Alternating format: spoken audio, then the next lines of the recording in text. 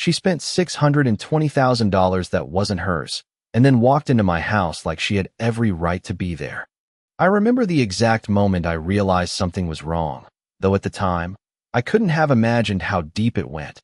It started with a quiet afternoon, sunlight spilling across my kitchen table, the kind of calm that only comes after years of routine, years of believing your family is exactly what it appears to be, safe, predictable, yours. Daniel had always been a careful man. My son never made reckless decisions, never overspent, never let anything slip through his fingers. So when I saw the first notice from the bank, polite, almost apologetic, I assumed it was a mistake, a clerical error, a misplaced decimal, something that would be resolved with a phone call and a patient explanation. But then there was another notice, and then another, each one colder than the last, each one carrying a number that made less sense than the one before it. I didn't call Daniel right away. I didn't call anyone, because something in me, something quiet and instinctive, told me to wait. So I did. What I've always done best. I watched, I listened, I paid attention to the spaces between words. Ashley came over that evening, unannounced, like she often did, her heels clicking confidently across my hardwood floors, her smile polished and effortless, as if nothing in the world could touch her. She kissed my cheek, called me Mom, in that sweet, practiced tone, and walked straight into my kitchen like it was already hers. I poured her a cup of coffee and studied her reflection in the window, instead of her face, because reflections don't lie the way people do. She talked about renovations, about upgrades, about how Daniel finally decided to make some smart investments, and I nodded, letting her speak, letting her fill the silence with details she didn't realize were unraveling her story thread by thread. I noticed the new handbag, the kind that costs more than most people's monthly mortgage. I noticed the watch, the subtle gleam of something far too expensive to be explained away as a gift, and still, I said nothing. That night, after she left, I sat alone at the same table where I had raised my son, where I had balanced bills and birthday cakes and everything in between, and I opened every envelope, every statement, every document I had set aside. The numbers didn't just tell a story, they screamed it. Withdrawals stacked on top of transfers, accounts drained with a precision that was anything but accidental. $620,000. Gone, not misplaced, not invested, gone. I closed the folder slowly, pressing my hand flat against it as if I could quiet it down, as if I could make it less real. But what surprised me most wasn't the amount. It wasn't even the betrayal. It was how calm I felt in that moment. No tears, no anger, just clarity, cold and sharp, because by then, I already knew something Ashley didn't. She thought she had taken everything. She thought she had stepped into a life she now controlled. But she hadn't asked the one question that mattered, and I wasn't going to answer it for her. Not yet. I did not sleep that night, not because I was afraid, but because I was thinking, tracing every detail backward the way I used to balance Daniel's checkbook when he was in college, line by line, dollar by dollar, looking for the moment things shifted. The house was quiet, the kind of quiet that makes every small sound feel louder, the hum of the refrigerator, the soft ticking of the clock above the stove. Reminders that time keeps moving whether you are ready or not. By morning, I had already made my decision, not to confront, not yet, because confrontation is what people expect when they think they have done something wrong, and Ashley did not look like someone who thought she had done anything wrong at all. She looked comfortable, settled, certain, and certainty can be dangerous when it goes unchallenged. Daniel called me just before noon, his voice distracted, rushed, the way it had been for months now, as if every conversation with me was something he needed to fit in between. More important things. He asked if everything was all right, if I needed anything, and I told him no, that everything was fine, because I needed to hear how easily he accepted that answer. There was a pause. On the line, brief but telling, and then he said he would stop by later with Ashley, said it casually, like it was already decided. When they arrived that evening, Ashley did not wait to be invited in. She stepped inside ahead of him, placing her handbag on my entry table, the same table where I used to leave Daniel's school forms and permission slips, as if it had always belonged to her. Daniel followed behind her, quieter than I remembered, his shoulders slightly tense, his eyes avoiding mine. For just a second too long, I offered dinner, something simple, something familiar, and they both agreed, though Ashley made a small comment about how late she had eaten lunch, as if even my timing needed adjusting. We sat at the table, three people who were supposed to be family, but the space between us felt measured, calculated, like an arrangement rather than a connection. Ashley talked about changes, about how Daniel needed to think bigger, how opportunities like this did not come often. And Daniel nodded along, not adding much, just agreeing in the way people do when they have already made up their minds. I listened, not to the words, but to what they avoided saying, to the way Ashley filled every silence before Daniel could speak, to the way he led her.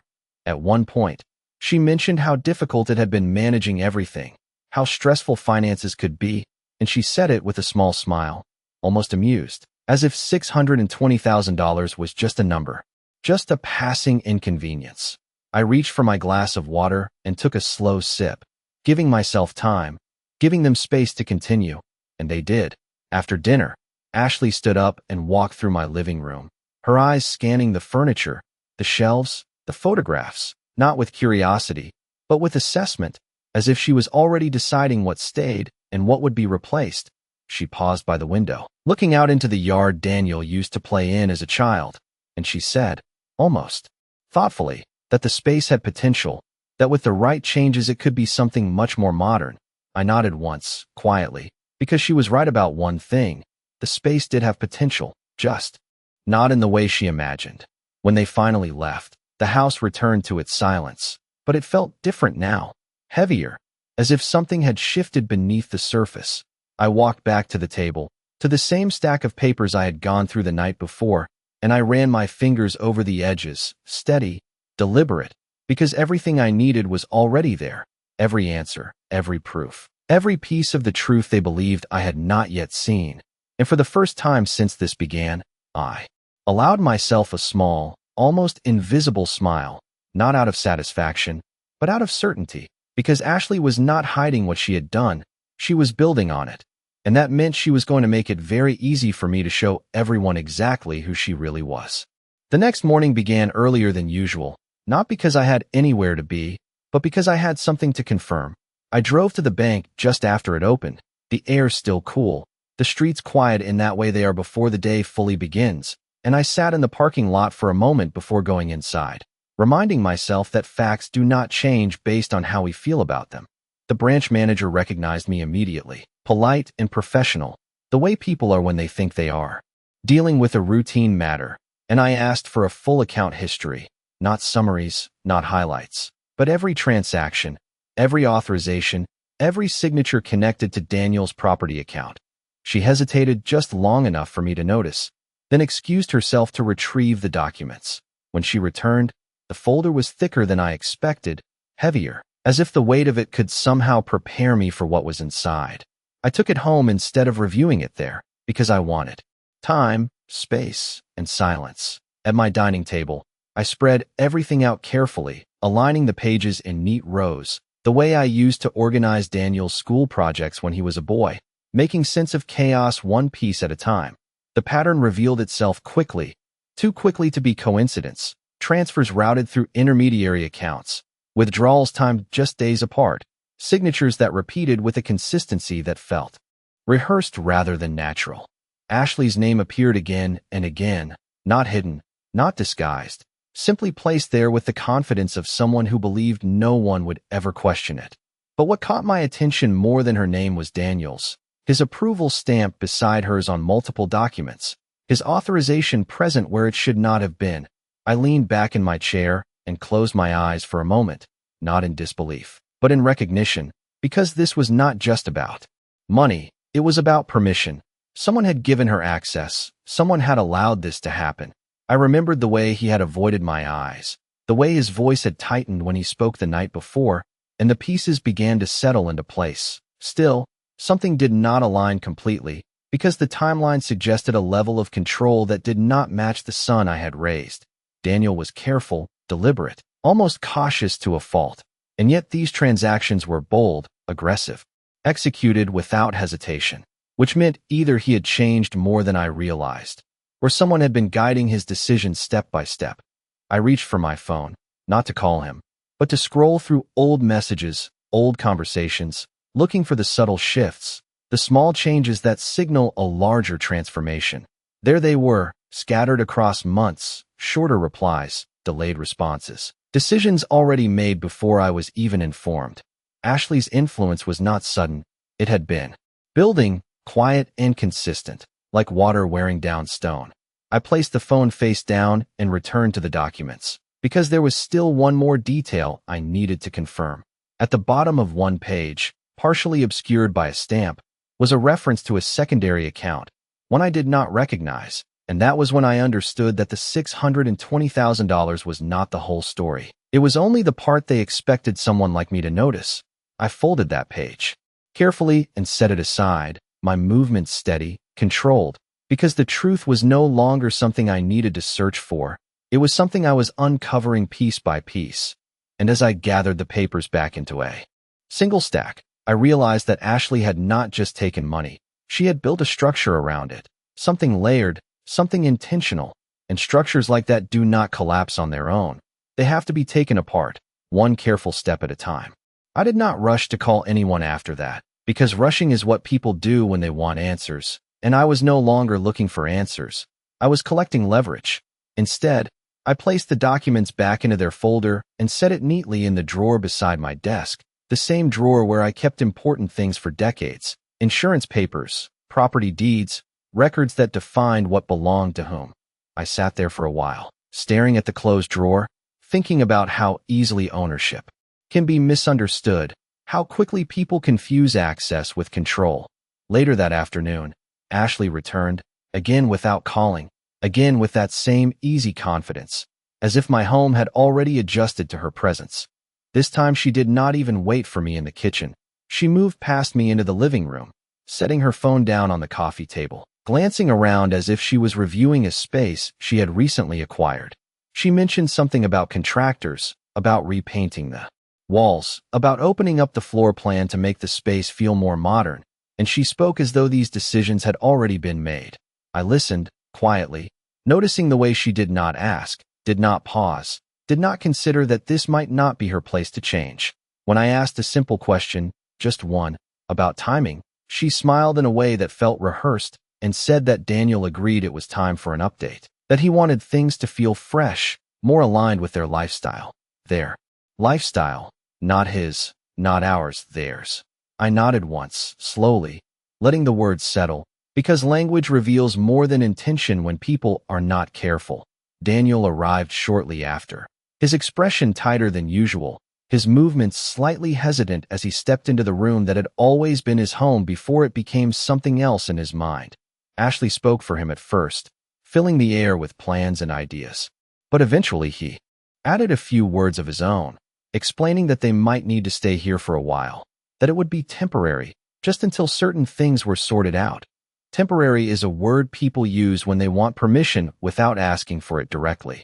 I looked at him then, really looked at him, searching for the boy I had raised, the one who used to explain everything to me in detail, who never made a decision without considering the consequences. But what I saw instead was someone who had already stepped into a different version of his life, one where I was no longer part of the decision-making. I did not challenge him. I did not question the timeline. I simply nodded and said that I understood, because understanding and agreement are not the same thing, and they did not need to know the difference. That evening, after they had settled in, after Ashley had rearranged small things as if testing how far she could go without resistance, I returned to my desk and opened the drawer again. I took out a different folder this time, one that had not been touched in years, its edges worn slightly from time, but its contents intact and unchanged. Inside were documents that told a much older story, one that predated Ashley, one that even Daniel had not thought about in a very long time. I placed the folder on the desk and opened it slowly, reviewing each page with the same care I had used earlier, not because I needed to confirm what was written there, but because I needed to remind myself of something simple and absolute. Ownership is not determined by who spends the money or who makes the loudest decisions. It is determined by what is written, what is signed, what is recorded long before anyone thinks to challenge it. And as I closed that folder and placed it beside the first, I felt that same calm certainty settle in again, deeper this time, stronger, because Ashley had built her position on assumptions. And assumptions are the easiest things to dismantle when you know exactly where to look. The following days settled into a pattern that would have seemed ordinary to anyone looking from the outside. But inside the walls of my home, everything felt carefully measured, every movement observed, every word weighed. Ashley woke later than I did. But when she came downstairs, she carried herself like someone who had already claimed the day, moving through the kitchen with a familiarity that had not been earned, opening cabinets, rearranging items, replacing what had been in place for years with her own preferences. She replaced my coffee with a brand she preferred, moved my dishes to different shelves, even adjusted the temperature on the thermostat without asking. Small changes on their own, but together they formed a quiet declaration. Daniel followed her lead without realizing it, or perhaps without questioning it, his habits shifting to match hers, his routines adapting as if the foundation beneath him had always been this way.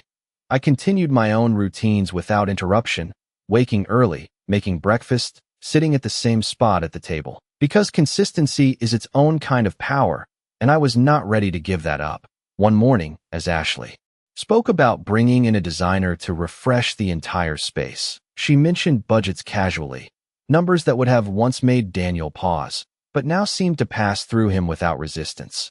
I watched his reaction carefully, the slight nod, the lack of hesitation, the quiet acceptance, and I understood that whatever influence she had built over time had reached a point where it no longer needed to be reinforced. It simply existed.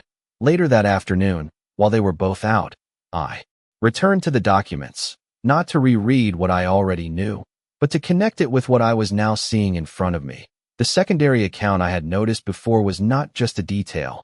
It was a pathway, one that led beyond the transactions I had already traced, and with a few phone calls, careful and precise, I began to follow it. The answers did not come all at once, but they came steadily, each piece confirming what I had begun to suspect, that the money had not just been spent, it had been repositioned, redirected into places designed to appear legitimate while remaining out of immediate reach. Ashley had not acted impulsively. She had acted with intention, with planning, and that meant she believed she had time. That evening, when they returned, Ashley seemed particularly pleased with herself, her tone lighter, her confidence more visible, as if something had recently gone her way. She spoke about future plans, about travel, about investments, and Daniel listened, contributing just enough to appear involved, but not enough to take ownership of the ideas being discussed. I responded where necessary, nodding, acknowledging, but offering nothing that would suggest I was aware of. More than they assumed. After dinner, Ashley suggested making a list of changes for the house, something she said would help streamline the process, and she asked me what I thought should stay and what could be replaced. It was the first time she had framed a question as if my opinion mattered, and I recognized it for what it was, not respect, but strategy, a way to create the appearance of inclusion while maintaining control. I gave her a simple answer, something neutral, something that would not disrupt her momentum, because disruption too early would only make her more careful. That night, as I prepared for bed, I paused in the hallway and looked at the spaces that had defined my life for so long. The photographs, the furniture, the quiet details that held years of memory, and I felt no urgency to defend them, no need to argue or reclaim anything in that moment. Because what Ashley did not understand was that control is not established by rearranging a room or rewriting a routine. It is established by knowing exactly when to act and when to wait. And I had already chosen to wait, not out of hesitation, but out of certainty, because the more comfortable she became, the more she would reveal, and every small revelation was another step towards something she could not yet see, but I already did. By the end of that week, Ashley no longer acted like a guest at all. She moved through the house with the quiet authority of someone who believed the outcome had already been decided. And what interested me most was not what she changed, but what she assumed could not be challenged. She began having packages delivered directly to the house. Furniture, decor, even small appliances. Each item arriving with her name on the label. Each one placed without hesitation into spaces she had already redefined in her mind. Daniel signed for some of them. Sometimes without even looking at what he was accepting, his attention divided, his thoughts elsewhere, and I could see the distance growing in him, not just from me, but from himself. One afternoon, while Ashley was out meeting with someone she described as a consultant, I noticed a folder she had left partially open on the dining table, something she normally kept close, something she was usually careful with. I did not touch it immediately. I simply sat down, poured myself a cup of coffee, and let the moment settle, because timing matters more than opportunity. When I finally reached for it, I did so slowly, deliberately, opening it just enough to confirm what I already suspected. Inside were printed statements, summaries of accounts I had not been shown, figures that extended beyond the $620,000 I had already traced, and notes in her handwriting, short, efficient, outlining steps, timelines, next moves. She was not reacting to a situation, she was executing a plan. I closed the folder exactly as I found it and returned it to its place, because knowledge is only useful when it remains unseen by the person who underestimates you. That evening, Ashley returned in high spirits, speaking quickly, her words overlapping as she described progress, approvals, possibilities, and Daniel listened with a kind of passive agreement that no longer surprised me. During dinner, she mentioned refinancing options, restructuring, ways to optimize assets, phrases that sounded impressive but revealed more about her intentions than she realized. I asked one simple question, not about the money, not about the accounts, but about timing, how soon she expected everything to come together. And she answered without hesitation, confident, almost amused, saying that everything was already in motion, that it was only a matter of weeks before things settled into place. Weeks, not months, not years, which meant she believed she was close to finishing whatever she had started. After dinner, Daniel stepped outside to take a call, leaving the two of us alone in the living room, the space quiet except for the faint sound of his voice through the door. Ashley turned to me then, her expression softening slightly, as if she was about to offer reassurance, and she said that I did not need to worry, that everything was being handled, that I would be taken care of. The way people speak when they think they are offering comfort, but are really asserting control. I met her gaze, steady, calm, and thanked her, because gratitude disarms more effectively than resistance. She smiled, satisfied, believing she had eased my concerns, believing I had accepted the role she had quietly assigned to me. Later that night, after they had gone to bed, I returned once more to my desk, to the two folders that now defined everything I needed to know, and I placed them side by side, comparing timelines, signatures, patterns. The picture was complete now, not just what had been taken, but how, when, and why. Ashley believed she was nearing the end of her plan, but what she did not realize was that she had already reached the point where plans become evidence, where confidence becomes exposure. And as I closed the folders and turned off the light, I understood something with absolute clarity. She was not preparing for a future she controlled. She was stepping directly into a moment she had not prepared for at all. The shift happened quietly, the kind of shift most people would miss if they were not paying attention. But I had been paying attention to everything. Ashley stopped asking even the smallest questions, not because she had gained permission, but because she believed she no longer needed it. And that belief made her careless in ways she did not recognize.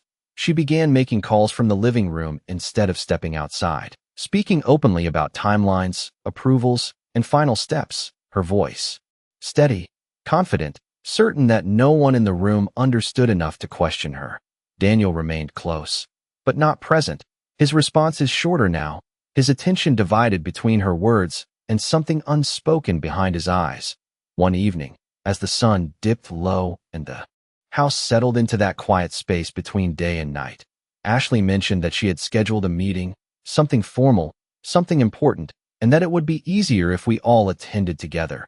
She said it as if it were a convenience, as if she were simplifying things for everyone, but I heard the intention beneath it. She wanted alignment. She wanted witnesses. She wanted everything to appear clean and agreed upon. I nodded once, calmly, and asked when the meeting would take place. And she told me it was set for Friday morning, at an office downtown, somewhere she described as efficient and discreet. Discreet was an interesting choice of word, one that suggested she believed she was still controlling the narrative. The next few days passed with a kind of quiet momentum, Ashley moving faster now, her steps more deliberate, her conversations more focused. as if she were closing in on something she had been building for a long time. Daniel followed along, his agreement. Almost automatic. But there were moments, brief and subtle, when he hesitated, when something in his expression suggested uncertainty, and I noticed those moments. I stored them, because hesitation can become doubt under the right circumstances. On Thursday evening, Ashley reviewed documents at the dining table, pages spread out in front of her, her pen moving quickly, marking, circling, preparing, and she did not bother to hide any of it anymore. I sat across from her with a cup of tea, watching without appearing to watch, letting her grow comfortable in the belief that she was unobserved.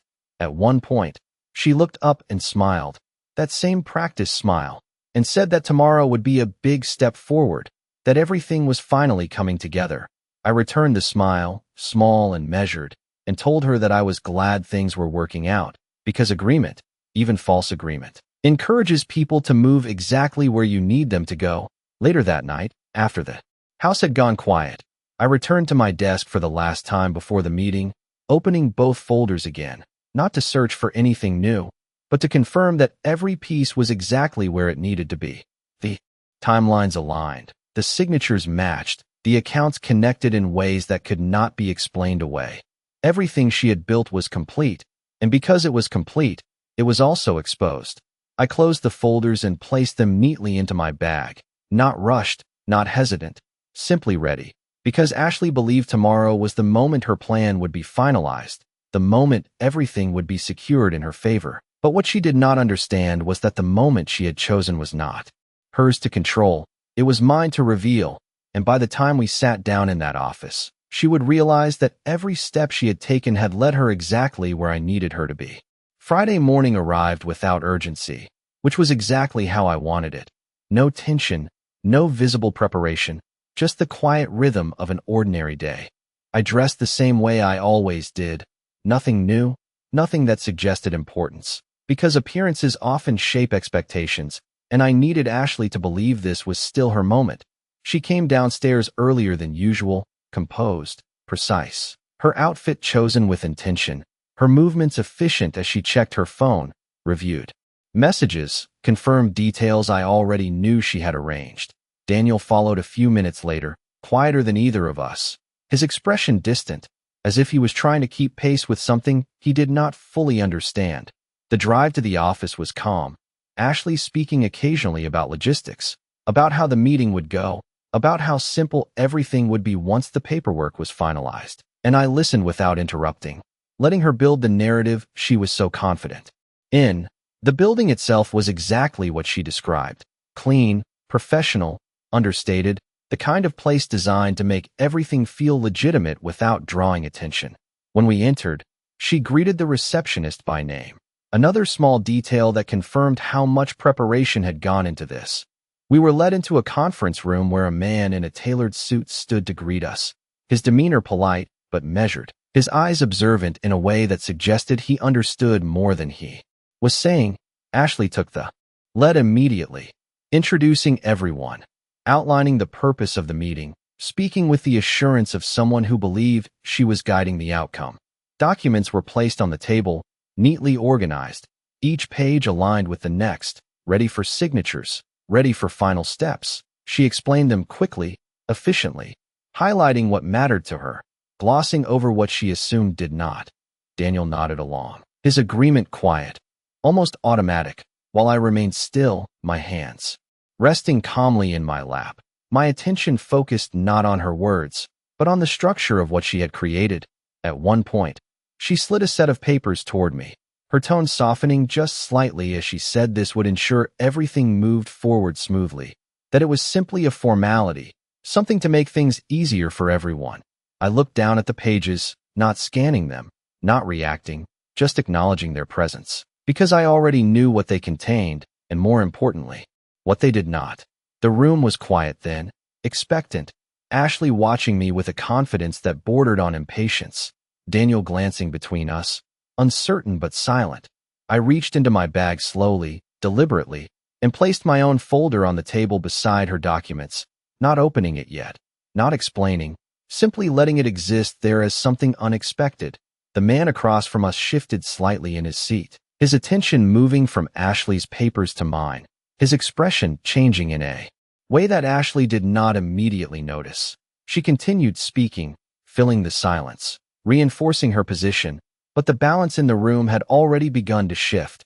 I rested my hand lightly on the folder, feeling the weight of everything it contained, every transaction, every signature, every timeline she believed was hidden within her control, and I allowed myself a small pause, just long enough for the moment to settle, just long enough for her certainty to remain intact for a few seconds more, because what Ashley did not understand, what she had never considered, was that control is not proven by the documents you bring into a room, it is revealed by the ones you did not expect to see there at all.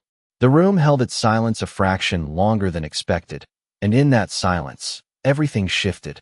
Ashley was still speaking, still outlining her version of events, but her words had lost their center, drifting slightly as the attention in the room moved away from her and toward the folder resting beneath my hand. I opened it without hurry, turning the first page with the same calm precision I had used at my dining table days before, and I slid a document across the table toward the man in the suit. He glanced down, then back at me, and something in his expression changed from polite neutrality to focused attention. Ashley paused then, just briefly, noticing the shift but not yet understanding it, and she asked what I was doing, her tone still controlled, still confident. I did not answer her directly. I simply turned another page and placed it beside the first, aligning the edges carefully. Because clarity is most effective when it is presented without explanation, the man reached for the documents, scanning them quickly, his posture straightening as he read.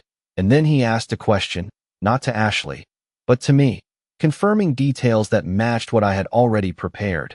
Ashley's confidence faltered for the first time, not dramatically, but enough to be seen, enough to be felt in the way her voice tightened when she tried to redirect the conversation back to her papers. Daniel looked between us, confusion replacing the passive agreement he had carried into the room. His attention finally anchored in something real. I spoke then, quietly, not to challenge, not to accuse, but to state what had already been established, that the transactions had been traced, that the accounts connected in ways that could not be dismissed, that the structure Ashley believed protected her was fully visible when viewed in its entirety. I placed the final document on the table, the one that connected everything, the one that removed any remaining ambiguity, and I let it sit there, without emphasis, because the truth does not need to be forced when it is complete. The man reviewed it carefully, then looked at Ashley with a different kind of attention, one that carried implications she could no longer ignore. She attempted to respond, to explain, to reshape what was now clearly defined, but her words no longer held the same certainty. They came slower, less precise, as if she was trying to rebuild something that had already been taken apart. Daniel spoke next, his voice unsteady, asking questions that had no simple answers, questions that revealed just how much he had not seen, or perhaps had chosen not to see. I remained still, my role no longer to observe, but not to intervene either, because this moment did not require force, it required presence. Ashley's final attempt to regain control came in the form of dismissal, suggesting misunderstandings, procedural errors, anything that might create doubt. But the documents did not allow for that. They stood in quiet contradiction to everything she said. The man closed the folder slowly and addressed the room with a measured tone, outlining the implications in clear, professional terms, and with each word, Ashley's position diminished further, not through confrontation, but through confirmation. I gathered my papers once he finished, returning them to my bag with the same care I had used when bringing them in, because nothing about this needed to feel rushed or reactive. As I stood to leave, I looked at Ashley for a brief moment, not with anger, not with satisfaction, but with a calm that she had mistaken for weakness from the very beginning. She had walked into my home believing she understood ownership, control, and consequence, but in the end, she had only understood how to take, not how to keep. And as I stepped out of that room, I did not need to say anything further, because everything that mattered had already been said in the only language that cannot be ignored, the one written clearly, signed properly, and revealed at exactly the right moment.